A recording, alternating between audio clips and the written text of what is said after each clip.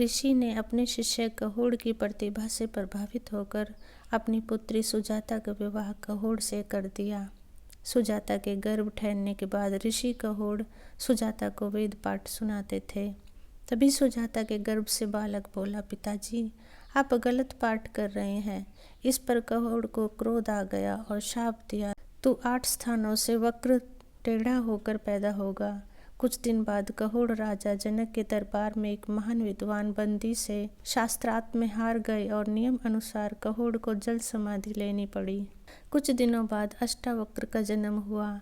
एक दिन माता से पिता की सच्चाई पता चली तो अष्टावक्र दुखी हुआ और 12 साल का अष्टावक्र बंदी से शास्त्रार्थ करने के लिए राजा जनक के दरबार में पहुंचा।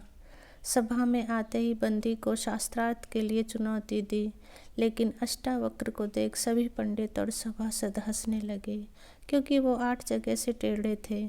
उनकी चाल से ही लोग हंसने लगते थे। सभी अष्टावक्र पर हंस रहे थे और अष्टावक्र सब लोगों पर।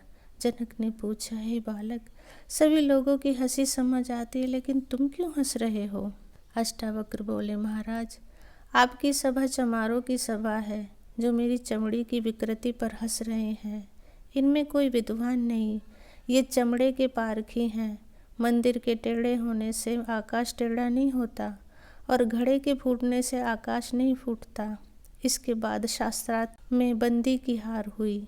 अष्टावक्र ने बंदी को जल में डूबने का आग्रह किया। बंदी बोला, मैं वरुण पुत्र हूँ और सब हारे ब्राह्मणों को पिता के पास भेज देता हूँ। मैं उनको वापस बुला लेता हूँ। सभी हारे हुए ब्राह्मण वापस आ गए। उनमें अष्टावक्र के पिता कहोड़ भी थे। इसके बाद राजा जनक ने अष्टावक्र को अपना गुरु बना लिया और उनसे आत्मज्ञान प्राप्त किया। राजा जनक और अष्टावक्र के इस संवाद को अष्टावक्र गीता के नाम से जाना जाता है।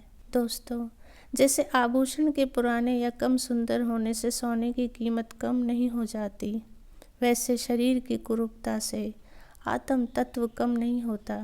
कभी किसी व्यक्ति के शरीर की सुंदरता को देखकर प्रभावित या किसी की कुरूपता को देखकर घृणा नहीं करनी चाहिए, क्योंकि शरीर तो हाड़ मांस से बना है। देखना है तो उसका ज्ञान, प्रेम और दिव्यता देखो, क्योंकि आत्मा सबकी समान है। सदा खुश रहें दोस्तों। कहानी अच्छी लगी हो तो प्लीज़ लाइक, शेयर और सब्सक्राइब करें। Thank you.